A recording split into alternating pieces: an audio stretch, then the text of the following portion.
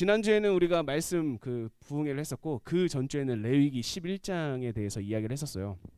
그래서 레위기 11장은 음식법이었죠. 여러분, 음식법 제정에 관한 거였는데, 이 음식법은 결국엔 목적이 뭐라고 했는지 기억이 나나요, 여러분?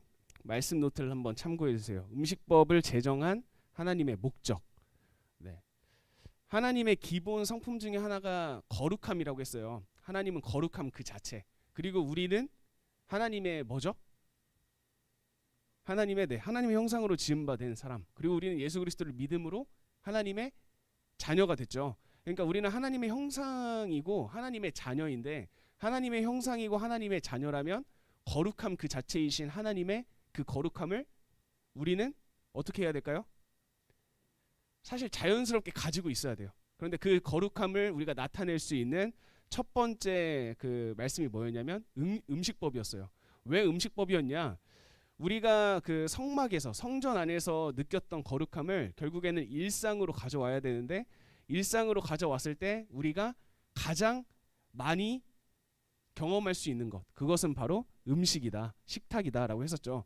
그래서 음식에 관한 정결한 음식, 부정한 음식을 구분하여서 그것을 가지고 내가 거룩함을, 구별함을 유지하여서 거룩하신 하나님을 닮아가는 과정. 그래서 하나님께서는 내가 거룩하니 너희도 거룩하라 라고 말씀하셨던 그 하나님의 말씀을 우리는 기억해야 될 필요가 있다 라고 했습니다.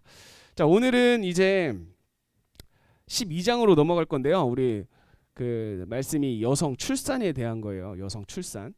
자, 그 12장 들어가기 전에 레위기 12장에서 15장을 조금 정리해 보려고 해요. 레위기 12장에서 15장. 자, 우리가 레위기 1장부터 다시 한번 해볼게요. 여러분, 레위기 1장부터 7장까지는 어떤 내용이었죠? 네, 5가지의 제사에 대한 설명이었죠. 그리고 8장부터 10장까지는 제사장의 위임식이었습니다. 제사장을 위임시키는 것. 그리고 11장에서는 이제 음식법이 시작된 거잖아요. 그러면 레위기 10장까지, 1장부터 10장까지는 이제 그 제사를 어떻게 드려야 되는지, 제사장은 어떻게 세워야 되는지, 제사장은 어떤 역할을 감당해야 되는지, 이런 것들에 대해서 설명을 했다라고 한다면 11장부터는 이제 일반 백성들이 실제 삶 속에서 어떻게 살아가야 되는지에 대한 내용이 시작이 됐어요. 그런데 여기서 이제 또 11장과 그리고 12장에서 15장의 내용이 조금 나눠져요. 여러분, 11장의 내용, 음식은 우리 몸 안으로 들어오기 전까지는 어디에 위치하죠? 우리의 몸 바깥에 위치하고 있어요. 음식은. 11장의 음식과 그리고 뭐 동물의 사체를 만졌을 경우 이런 것들이 나오죠. 이것은 외부적 요인이에요. 우리의 몸을 기준으로 했을 때 외부적 요인에서 우리가 어떻게 거룩함을 유지할 것인가. 자, 그런데 12장부터 15장까지는 이제 어디에 관련되어 있어요? 우리 몸에 관련되어 있는 내용이 나옵니다. 그래서 12장에서는 어떤 내용이 나오죠? 여성의 출산에 관한 내용이 나오고요. 그리고 13장과 14장에서는 피부병에 대한 내용이 나와요. 그리고 15장에서는 이제 생식기관의 유출에 관한 내용이 등장을 합니다. 그러니까 우리 몸과 관련된 내용이 등장을 해요. 그래서 제가 여기서 요약을 하면 11장은 음식법이 나오죠. 이건 외부적 요인이에요. 외부적 요인.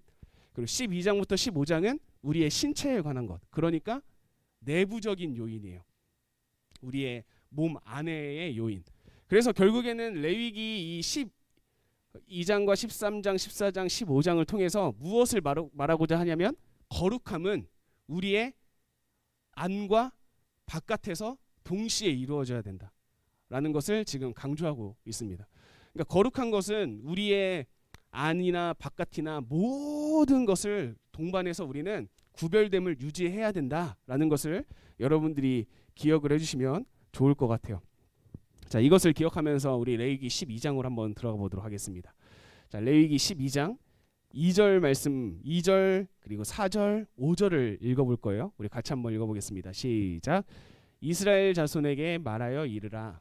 여인이 임신하여 남자를 낳으면 그는 이레 동안 부정하리니 곧 월경할 때와 같이 부정할 것이며, 그 여인은 아직도 33일을 지내야 산열이 깨끗하리니 정결하게 되는 기한이 차기 전에는 성물을 만지지도 말며 성소에 들어가지도 말 것이며 여자를 낳으면 그는 두 이레 동안 부정하리니 월경할 때와 같을 것이며 사녀리 깨끗하게 됨은 66일을 지내야 함이라.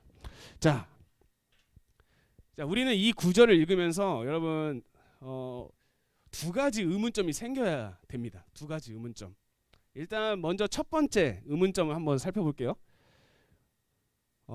남자 아이를 낳았을 때와 여자 아이를 낳았을 때 차이가 있어요. 다시 한번 천천히 볼게요. 2절 말씀을 보니까 여인이 임신하여 아이를 낳았는데 그 아이가 이번에는 어떤 아이예요?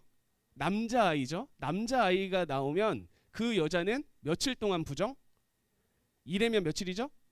2레? 네, 2레면 며칠이죠? 네, 7일이에요. 7일. 7일 동안 부정하대요. 자, 그런 다음에 그 여인은 7일 후에 며칠? 33일을 지내야 깨끗함을 인정해 준대요. 그러면 총 며칠이죠? 40일이에요. 40일. 자, 남자 아이를 출산했을 경우에는 40일입니다. 40일 동안에는 성물을 만지지도 말고 성소에 들어가지도 마라 라고 이야기를 합니다. 자, 그 다음에 이번에는 어떤 아이? 여자아이. 그랬더니 기간이 2일이에요. 2일에. 그러면 며칠이죠? 14일입니다. 그런 다음에 사녀리 깨끗하게 되면 며칠을 지내야 된대요? 66일. 그러면 총 80일이에요. 자, 여러분 차이가 느껴지죠? 남자아이가 태어났을 경우에는 며칠 동안 부정하다고요? 40일. 여자아이가 태어났을 경우에는 80일이에요. 왜 그럴까요?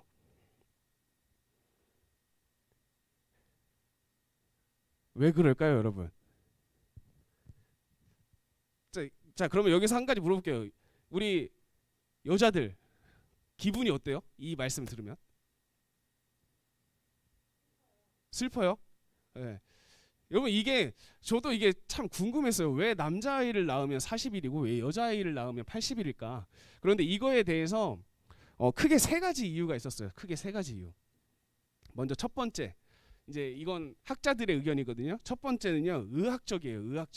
의학적으로 여자아이를 낳았을 때 회복 기간이 더 길다라는 의학적 보고가 있다고 하더라고요. 저도 신기했어요. 그러니까 남자아이가 태어났을 때 여성의 몸의 회복력과 여자아이가 태어났을 때 여성의 몸의 회복력이 다르다고 하더라고요. 이거는 의학적으로 나온 사실입니다. 자, 두 번째는요, 문화적이에요.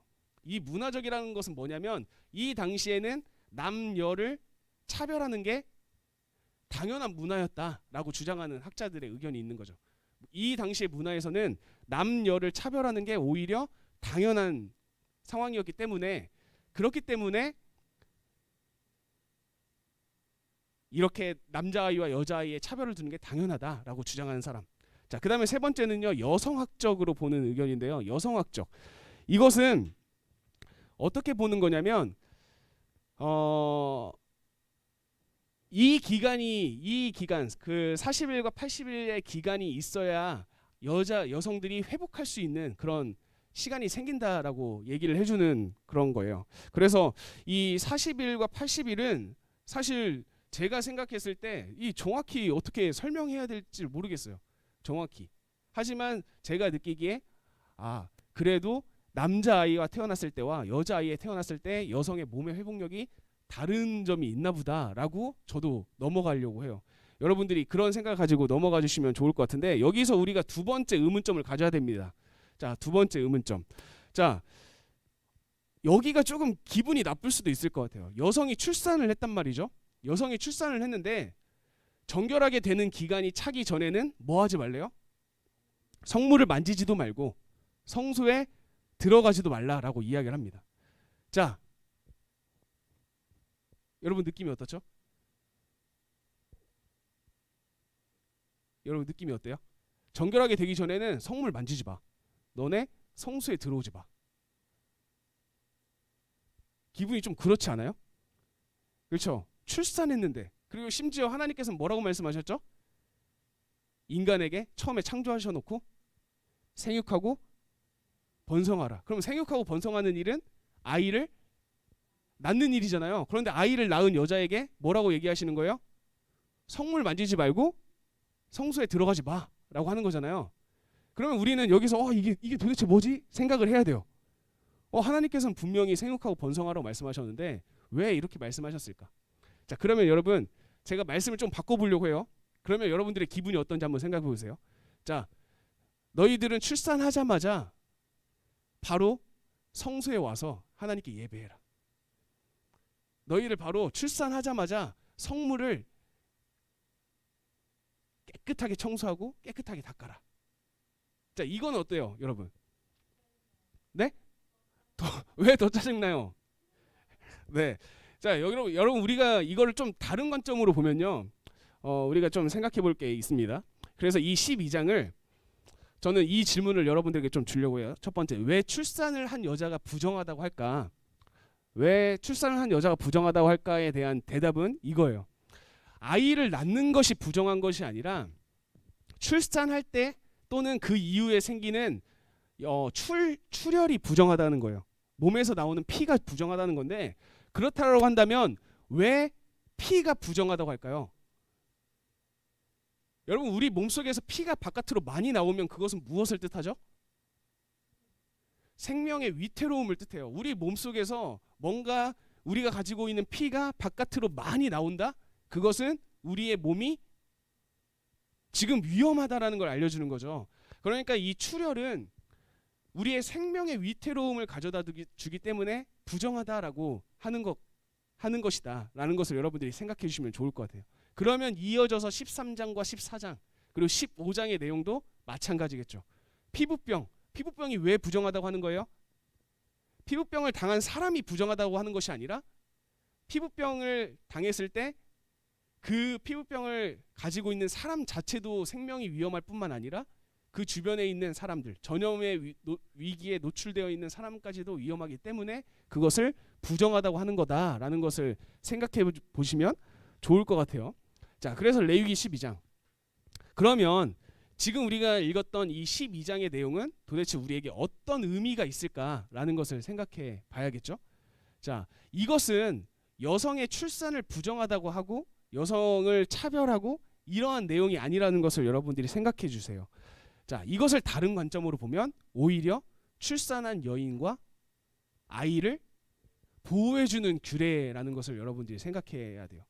율법적으로 산모와 아이가 바깥 출입을 하지 못하도록 막아주는 역할을 한다고 보는 거죠. 그래서 40일 동안 성소에 나오지 말고 성물을 만지지 마라는 것은 너희 지금 출산한 지 얼마 안 됐으니까 몸을 회복하고 바깥 그런 더러운 그런 병균이나 이런 어려움에 노출되지 않도록 막아주는 역할을 한다라는 것을 우리는 생각해 볼 수 있을 것입니다. 자, 그래서 이 레위기 12장 7절 말씀으로 가면요, 우리는 이런 말씀이 되어 있어요. 우리 12장 7절 말씀을 같이 한번 읽어볼게요. 시작. 제사장은 그것을 여호와 앞에 들여서 그 여인을 위하여 속죄할지니 사녀리 깨끗하리라. 아들이나 딸을 생산한 여인에게 대한 규례니라. 자, 이 모든 것이 누구에 대한 규례라고 나오고 있죠? 여인에게 대한 규례다라고 이야기를 하고 있어요. 그런데 이거를 어떤 학자들은요 다르게 번역해요. 어떻게 번역하냐면 이렇게 번역합니다. 뭐라고 되어 있어요? 여인을 위한 규례다라고 번역을 하는 학자들이 있어요. 그러니까 지금 이 12장의 내용은 그냥 여성들에 대한 규례가 아니라 그 여성들을 위한 규례라는 것을 나타낸다라는 의미겠죠. 그러면 여러분 우리는 이 12장의 말씀을 통해서 중요한 사실을 깨달을 수 있어요. 그러니까 하나님께서는 우리가 사회에서 살아갔을 때 만날 수 있는 사회적 약자 그리고 힘이 없는 사람들 그리고 보호를 받아야 되는 사람들을 철저하게 보호하고 그들을 위한 규례를 만들어내고 있다라는 것을 우리는 생각해 볼 필요가 있습니다. 자, 여러분 그 출애굽기 그 19장 이하 말씀을 통해서 우리는 그 하나님의 명령, 하나님께서 우리에게 주신 그런 율법들에 대해 살펴본 적이 있어요. 그때 여러분 그 율법의 첫 번째 내용이 기억나요? 제가 이거 중요하다고 했었는데 하나님께서 이스라엘 백성에게 알려주신 율법의 첫 번째 내용이 하필 이거다라는 것. 네, 어려운 사람에 대한 거였는데 첫 번째 나온 규례가 노예였어요. 노예법이었어요. 노예법. 하나님께서 이스라엘 백성과 이런 그 약속을 처음에 성립을 하는데 굉장히 많잖아요. 약속할 게. 그런데 그 중에서 가장 첫 번째로 약속한 게 뭐라고요? 종에 대한 거였어요. 종에 대한 거. 너네들이 종을 어떻게 대해야 된다. 그러니까 하나님께서는 항상 사회적인 약자와 사회적으로 보호받아야 될 사람들을 우선순위에 두고 있다라는 것을 우리는 생각해 볼 필요가 있다라는 거죠. 자, 여러분 12장 8절을 보면 이제 그 출산을 한 다음에 남자아이가 태어났을 경우에는 40일, 여자아이가 태어났을 경우에는 80일. 이 시간을 지난 다음에 정결하게 되었을 때 하나님께 드리는 제사에 대해서 이제 6절 말씀부터 설명하고 있는데 6절과 7절은 똑같이 그 제물이 소, 양이에요. 이런 큰 제물. 그런데 이러한 제물들을 바치기 어려운 사람들이 있겠죠? 그런 사람들을 위해서 8절에는 다른 제물을 하나님께서 또 권해줍니다. 그 제물은 우리가 말씀을 한번 읽어볼게요. 읽어보겠습니다. 시작. 그 여인이 어린 양을 바치기에 힘이 미치지 못하면 산비둘기 2마리나 새끼 2마리를 가져다가 하나는 번제물로 하나는 속죄제물로 삼을 것이요 제사장은 그를 위하여 속죄할지니 그가 정결하리라. 자, 이번에는 또 하나님께서 누구를 생각하고 계시는 거죠? 네, 가난한 사람을 생각하고 계시는 거죠. 네, 그래서 하나님께서는 사회적 약자인 여성과 그리고 아이들과 그리고 가난한 사람들을 보호하기 위한 그런 규정을 계속 우리에게 이야기해주고 있다는 것을 여러분들이 생각해 주면 좋을 것 같습니다. 자, 그리고 이 12장 8절 말씀이 중요한 이유가 또 한 가지가 있어요. 이 말씀의 혜택을 받은 사람이 있어요. 여러분 혹시 한번 생각해 볼래요? 이 말씀의 혜택. 출산을 한 다음에 어린 양을 바치기에 힘이 들어가지고 산비둘기 2마리나 집비둘기 새끼 2마리를 하나님께 드린 사람이 있어요. 여러분들이 되게 잘 아는 사람. 우리가 모르면 안 되는 사람. 네, 예수님의 어머니였어요.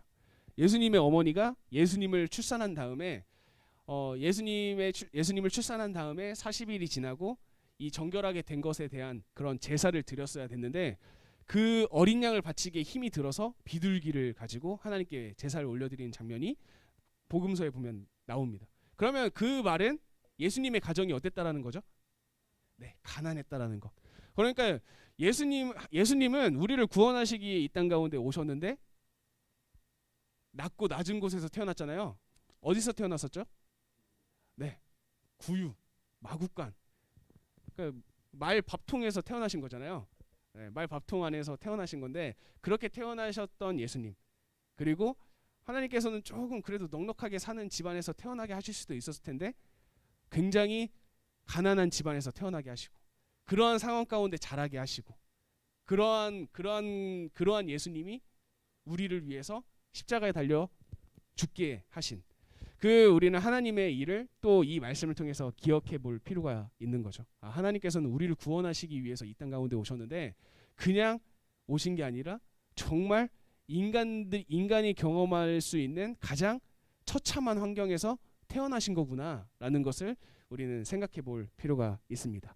자, 그래서 이 12장의 메시지, 2가지 메시지가 들어있어요. 첫 번째, 12장은 출산한 여인이 부정하다라는 의미가 아니라 출산한 여인과 아이를 보호하기 위한 율법이라는 것을 우리는 기억해야 된다라는 것이 첫 번째 메시지입니다. 네, 12장은 우리가 출산한 이거는 왜 이렇게 남녀 차별을 유발하는 건가라고 생각할 수 있겠지만 그것이 아니라 이것은 여인을 보호하기 위한 율법이다라는 것을 생각해 볼 수 있고요. 두 번째, 그리고 하나님의 마음은 항상 가난한 사람, 소외된 사람, 우리의 도움이 필요한 사람을 향하고 있다라는 것을 여러분들이 기억해야 됩니다. 자, 그러면 우리는 이 메시지를 가지고 이제 우리의 삶 가운데 좀 적용하는 시간을 가져보려고 해요. 자, 우리는 어떻게 적용할 수 있을까요? 이 2가지 메시지를 가지고. 먼저 적용이 좀 쉬운 두 번째 질문. 하나님의 마음은 항상 가난한 자, 도움이 필요한 자에게 향하고 있었어요. 그러면 우리의 관심도 어때야겠어요? 우리의 관심도 네, 약자를 향해야 돼요. 네, 여러분들 기억하세요. 아, 내가 누구를 도와줘야 되지? 누구를 위해 살아가야 되지? 이게 좀 고민될 때는 항상 약자를 생각하시면 돼요. 네. 내가 약자 근데 우리가 살아갈 때 그런 생각을 많이 하죠. 아, 내가 약자야 라는 생각을 은근히 많이 해요. 내가 오히려 도움을 받아야 될 사람이야. 네. 그런데 목사님이 생각했을 때 진정한 신앙인은 내가 믿음 생활을 하고 있을 때 나보다 더 어려운 사람에게 시선을 향하는 것, 그게 더 진정한 신앙인이라고 생각을 해요. 그래서 여러분들이 아, 내가 지금 내 도움을 줄 수 있는 사람은 누가 있을까? 네, 이러한 것들을 생각하면서 예수님의 마음으로 좀 살아가면 좋겠습니다. 자, 그리고 첫 번째 메시지는 여인을 보호하기 위한 율법이었잖아요. 네, 우리도 다른 사람들, 그리고 도움이 필요한 사람들, 보호가 필요한 사람들을 보호해 줄 수 있는 그런 환경을 만들어 나갔으면 좋겠어요. 네. 여러분, 세상이 진짜 많이 좋아졌어요. 세상이 진짜 많이 좋아졌는데 저는 조금 더 좋아져야 된다고 생각을 해요. 네. 제가 이번 주에 TV 프로그램을 보다가 그 YH 사건을 다시 한번 생각하게 됐어요. 여러분, YH 사건이라고 아세요? 그 YH 사건이라고 어떤 사건이냐면 그 여성 노동자에 대한 사건이었어요. 여성 노동자가 그 어떤 한 공장에서 일을 했는데 그 노동자들을 그냥 불법 해고했던 그 사건인데, 그 여성 노동자들이 어떻게 일했냐면요, 한 달에 2번 쉬었고요. 그리고 하루에 16시간에서 17시간 일을 했고요. 네. 그러면서 일당은 네, 다른 평균 사람들의 3분의 1 네, 돈을 받으면서 일을 했던. 그러니까 그 당시에 여성들이 그렇게 일을 했거든요. 그런데 반응이 어떤 반응이냐면 여성들은 아, 힘들어요, 이런 반응일까요? 아, 감사해요 반응이었어요. 나를 이렇게 이 일자리에 써줘서 감사해요. 그러니까 여러분, 고작 몇 년 전, 이게 40년 전이거든요. 40년 전만 해도 그러한 상황, 50년 전이네요. 50년 전이거든요. 그 상황만 해도 그랬는데 지금은 그래도 많이 좋아졌죠. 그런데 좋아졌다 할지라도 지금 그 여성들이 출산을 하게 돼서 회사에 출산 휴가를 내거나 네, 육아 휴가를 내거나 그러면 어떤 마음으로 내죠? 눈치를 보고 막 그러는 거죠. 그러니까 아직도 세상이 좋아지려면 더 제가 생각할 때 멀었는데 여러분들이 그러한 관점을 가지면서 살아가면 좋겠어요. 사람이 받을 수 있는 정당한 대우가 당연하게 누릴 수 있는 그런 사회. 그래서 그런 사회를 만들어 가기 위해서 여러분들이 조금씩 관심 가져주고 그리고 신경 써주고 그리고 여러분들도 이제 대학생 되고 이제 직장인이 되면서 그러한 관심을 가지면서 살아갔으면 좋겠습니다. 네. 그래서 저는 남자와 여자가 싸우지 않았으면 좋겠어요. 네. 우리 사회가 너무 많이 싸워서 남자 여자 싸우고 그리고 네, 오른쪽 왼쪽 싸우고 네, 그리고 노인들 젊은 층들 싸우고 네, 계속 이렇게 편을 갈라가지고 싸우는 모습이 되게 많은데 사회에는 다 필요합니다. 남성도 필요하고 여성도 필요하고요. 그리고 노인의 그런 삶의 경험도 필요하고요. 젊은이들의 그런 힘과 열정도 필요하고요. 그리고 오른쪽에 보수적인 성향도 필요하고요. 왼쪽에 진보적인 성향도 네, 이 사회에는 다 필요하다는 것을 우리 모든 사람들이 좀 깨달았으면 좋겠어요. 그래서 우리가 서로 싸우는 것이 아니라 우리 모든 사람들을 같이 어우러져서 행복하게 살아가고 그리고 우리가 보호를 해줄 사람이 있으면 그 사람들을 보호해주고 특별히 가난하고 소외된 사람들에게 관심을 쓰면서 살아가는 그런 저와 여러분들이 됐으면 좋겠고 그런 우리나라 사회가 됐으면 좋겠습니다.